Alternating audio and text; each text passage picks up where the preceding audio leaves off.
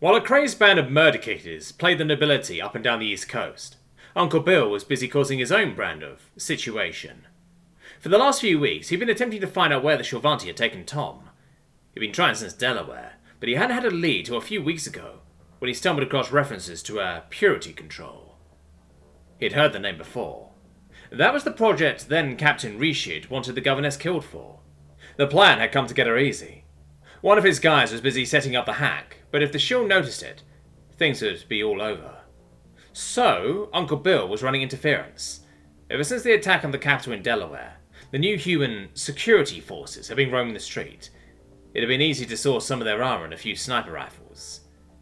The target was a few buildings in Baltimore. Medium height, nondescript, so on. One was a parking garage. One thing he made very clear, though, was that the rifles were to be loaded with blanks. He was no mass shooter. He did, however, keep some cases of actual ammo on hand, just in case. The important part was that the buildings were all connected by underground tunnels. Once these were all mapped, he spent weeks setting up blinds throughout the buildings and hiding his equipment. And now it was showtime. Uncle Bill stood on the 4th floor of the parking garage. He reached under the car that he'd parked weeks ago and pulled out the case. Opening it up, he assembled the rifle and positioned it. He watched the clock on his phone. The guy started the hack at 3:30. Uncle Bill wanted a 20-minute window. 3:09, 3:10. Uncle Bill squeezed the trigger. At the sound of a gunshot, people ran for it. Baltimore, at least, had been a green zone. People here weren't shrugging off the sound of gunfire with a healthy schadenfreude. He watched the people run with a certain amount of relief. No way they'd be caught in the crossfire now. And, right on cue, the local Marines were showing up, with their pet humans in tow. Uncle Bill had specifically selected his setup areas with no cameras. Nobody would see him don his disguise. He put on the armor and started walking to his next spot, but hid in the closet for a bit. The security forces needed to spread out reasonably first. Captain Annalise Nakrati scanned the structure with a pair of binoculars the human had loaned her. Okay, she muttered. People claim the shot came from the parking garage? One of the security guys nodded and went back to barking orders as two others set up a bulky device that resembled a ball of spikes. What in the name of the Empress's left tit is that? She muttered. Sniper detector, human machine, one of the guys said in heavily accented shrill. Measure sound and pressure. Tell us where long shooter be. He seemed so proud. No sooner had he said that than another shot rang out. Find the shooter, she yelled. One of the guys looked at his omnipad. The first shooting in garage, the second shooting in work building? That wasn't good. I think we have multiple snipers, Nakrati yelled, as the Marines took cover. Others set up portable barricades. Uncle Bill made his way through the basement. He'd heard voices come and go, so he figured he was safe. He'd had to ditch the shield in his arm, though. That thing was annoying. Luckily, some of the others had the same idea. Hey! He jogged after a few other security officers. See anything? Not a thing. Whoever this guy is, he's good. The HUD in the helmet gave Uncle Bill all sorts of information on the other squad members. Names, ranks, equipment. It was useful. He wondered who he registered as. Uncle Bill felt a little surge of pride at that. You simply didn't beat a little creativity. But if you're heading to the East Building, make sure you check every floor. We only have enough guys to cover a few at a time. Will do. The guy surged off. Uncle Bill suppressed a grin. He hadn't stashed any rifles there. He was going to keep as many as he could corralled there while he fired off another. Speaking of, Uncle Bill made a right into the next office and assembled the rifle in there. This one was a walnut-stalked Marlin 1893. He took aim and squeezed the trigger. Uncle Bill knew the security officials would be running for this room. He quickly unscrewed the bulbs from the floor lamp and replaced them with his own before GTFOing.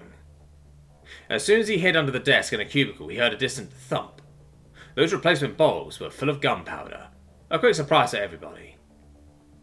Once Uncle Bill made it to the next spot, he was going to have to use live ammunition.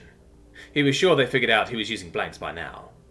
That was a sobering thought, he figured, as he garroted one of the security officials in the third-floor kitchen and stuffed him in the pantry.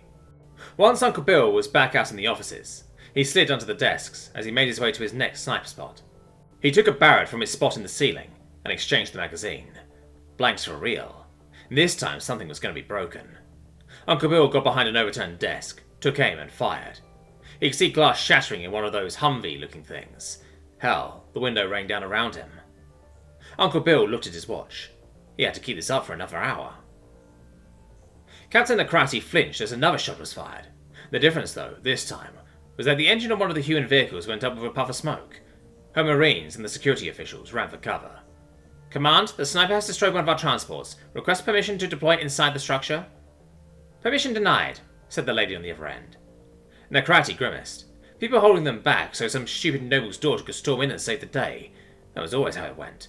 "Listen, you stupid stiff, my girls' lives are at stake. So you can tell whatever noblewoman has your clit in a vice." "There's no noblewoman," the voice said. "We've deployed Death's Head troopers to your location." She hung up.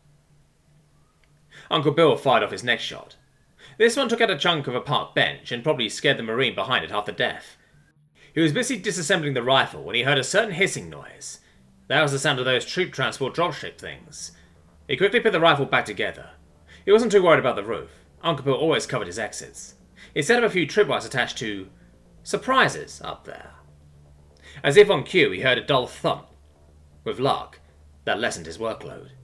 He hefted his current rifle, a custom AR-338, and stalked off down the hall. There was a central atrium in the middle of the building. Things seemed to gravitate towards it. Try as he might not, Uncle Bill wound up in there, and there they were. The guests.